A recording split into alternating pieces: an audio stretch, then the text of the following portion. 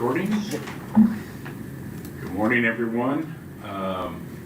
Welcome to the Telecom Policy Committee. We're going to call this meeting to order. It is May 7th, 2025, and it's 9 a.m. And this is a hybrid meeting with at DPSST with staff and online. And I will read the admonishments. The Telecom Policy Committee. This is a public meeting subject to public meeting law and will be digitally recorded. Deliberation of issues will only be conducted by the TPC committee members unless permitted by the chair. Remember to always state your name for the record. For cases dealing with denial or revocation, only information contained in the staff report can be considered once the staff report is adopted. Assumptions, outside knowledge, or personal experiences should not be included in any discussion. Individuals who engage in disruptive behavior that impede the official business will be asked to stop being disruptive or leave the meeting. Additional measures may be taken to have disruptive individuals removed if their continued presence poses a safety risk to the others in the room or makes it impossible to continue the meeting. Juan, would you please take roll? Yes, and when I call on you, please state your name and who you represent for the record. We'll start with you, Chair Fletcher. I am present. Mike Fletcher, OEM, representing Apcodina. Member Bell. Yeah, good morning. Gary Bell, Chief of Police, City of LeGrand, representing Oregon Association of Chiefs of Police. And our new member, Katie Fisher. Katie Fisher, representing Telecom. Member Griffin. Hi, Rhonda Griffin, LeGrand Police Department, representing APCO NINA EMS. Member Joyce. Good morning, Sean Joyce, representing Oregon State Police. And Member Juarez. Good morning, Noah Wattis, Port of Portland, representing Telecommunications. And now for staff introductions, I'll go first. Juan Lopez, DPSST. Eric Riddell, DPSST. Cindy Park, DPSST. Kathy Fink, DPSST. Kath McAlpine, DPSST. Phil Castle, DPSST. Jennifer Howell, DPSST. Chris Enquist, DPSST.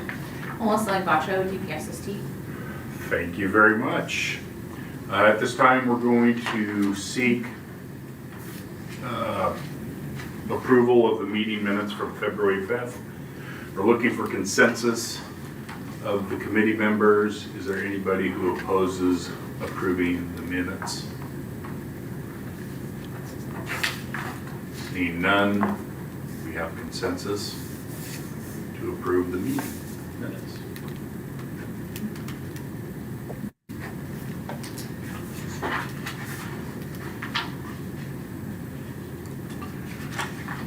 And at this point, we'll turn it over to professional standards. Ms. Park. Good morning, Mr. Chair and Committee. Cindy Park for the record. The department has prepared an administrative closure of a professional standards case for the committee's review. The closure memo is on a consent agenda for the committee's consideration. The department is seeking a vote from the committee to approve the administrative closure or return the case with recommendations.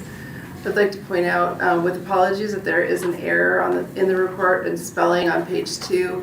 Hickam Air Force Base is spelled incorrectly. Mr. Chair. Thank you. So is there any questions from the committee members regarding this administrative closure, because it's one case? Thank you.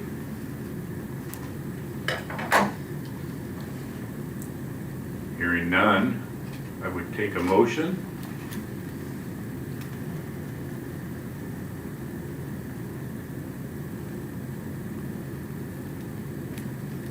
Gary Bell, I move that we accept the administrative closure as presented. Thank you, Chief. Is there a second?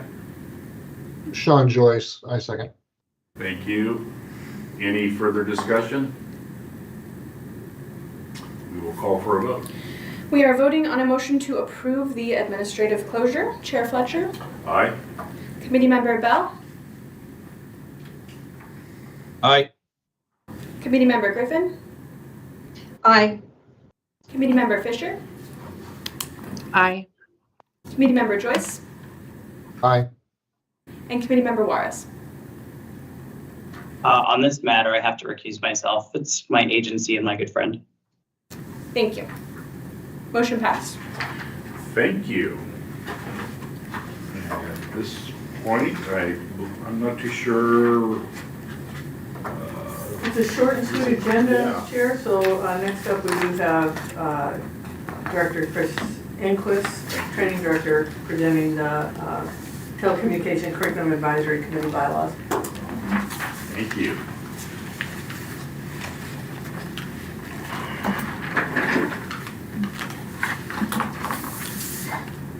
Good morning.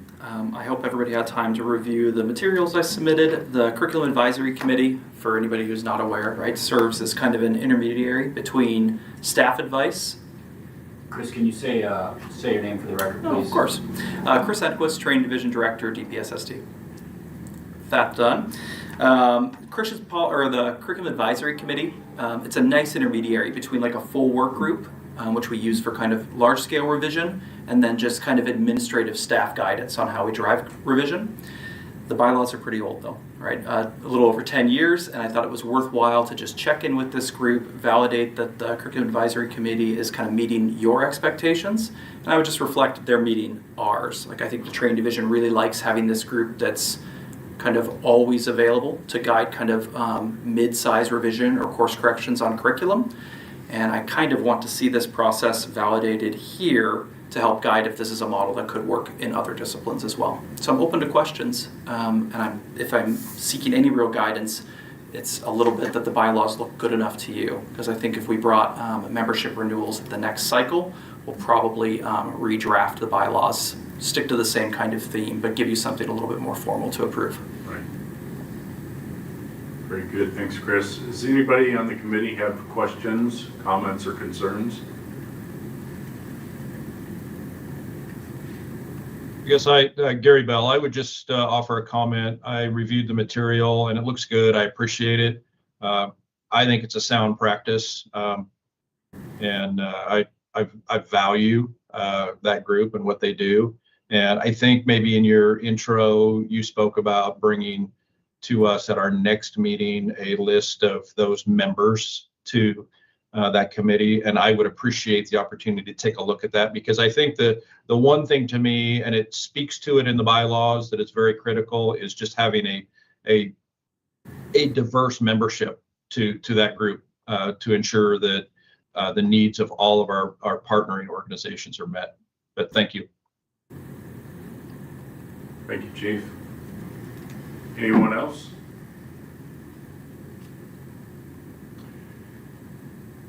Is the agency seeking action from this committee on this? I think the action item I'm looking for is just a determination to recommend reapproval of the current bylaws, at least in principle, and then just confirm the direction that we should return at the next cycle with those kind of redrafted and a membership list for your review. Okay. So we're looking for a motion to... Yes, please. Thank you. Seeking a motion to approve. Gary Bell, I move that we accept that as presented. Sean Joyce, I second. Thank you, Sean. Moved and seconded. Any further discussions? Hearing none, call for the roll. We are voting on a motion to recommend to the board reapproval of the 2014 Curriculum Advisory Committee bylaws. Chair Fletcher? Aye. Committee Member Bell? Aye. Committee Member Griffin? Aye. Committee Member Fisher? Aye. Committee Member Joyce? Aye. And Committee Member Juarez. Aye. Thank you very much. Thank you for your time.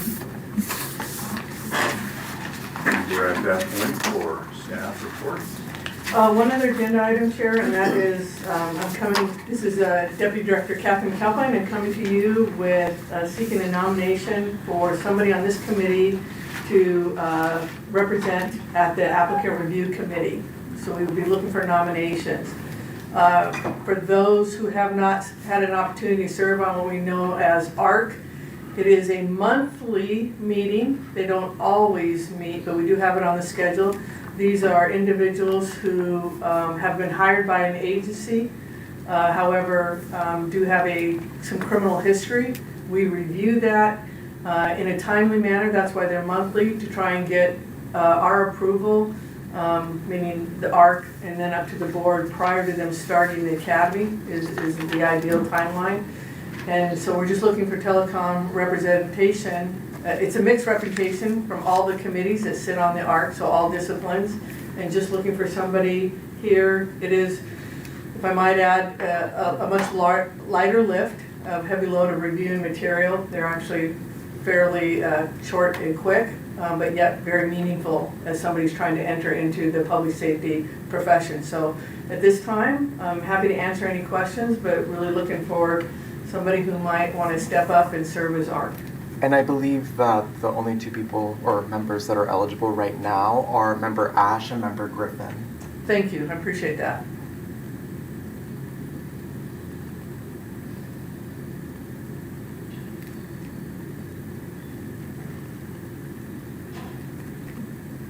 Did everyone hear us all right? Yeah, this is Gary Bell. I heard you, Mike. I have a follow-up, Kathy, if it's okay. I see Sheriff Ash is not here. I know Rhonda is. And did I understand that right, that those are the only two members that are eligible at this time for that assignment? That is correct. So I guess only Member Griffin. So I think we really need to ask her if it's something that she'd be interested or has time to do. And if she doesn't, then by default, I guess we just select Sheriff Ash and just let him know that we gave him an assignment. That's a wonderful idea. Mike Fletcher, for the record, and just for the new folks, maybe an explanation of why they are eligible and nobody else is. And it's for time served. That is correct. Yes. Yes. So we like to at least have Rhonda a. record. I would be interested in serving on that. Oh, outstanding. Thank you very much. Now we're at agency updates, Sheriff. Excellent. Okay. Thank you, Mr. Chair, members of the committee. Phil Castle for the record here. I'll keep my updates relatively short. First thing I want to talk about is our deputy director here, Kathy McAlpine, is doing like 18 jobs right now for us. We're going to relieve her of one of those jobs as of July 1st. We have hired a new professional standards director. Her name is Marie Atwood. She is currently our legal coordinator. She is an attorney and has a tremendous amount of experience in the legal field on both sides of the courtroom. So she's got a really great grip of the law, and she's very excited to join the team here in professional standards. So as of July 1st, that'll be happening. Yesterday we had the law enforcement memorial, went extremely well. The governor was in attendance. We had some great speakers. It went actually really, really well. It was a great event. We added 3 names to the wall. They were historic names. One from I might get this wrong. I know that we had a 1916, 17, and 1965. 3 names. It's never great to see anybody added to the wall, but it is great because we were able to bring some of these more historic law enforcement officers who served bravely and lost their lives while in service. So recognizing them, it's never too late, and I'm glad we were able to do that yesterday. Legislative session has been incredibly busy for the Department of Public Safety Standards and Training. So far, all goes well. We testified a couple weeks ago for our financial bill. Help me, Jennifer, with that bill number. 5032. 5032. House Bill 5032 is the number of our financial bill. which has gone through without a hitch. We haven't got any pushback whatsoever. So that's going really well. Our two bills that we have brought forward are also doing well. One of those is an administrative fix to the Fire Policy Committee and how we assign members to that.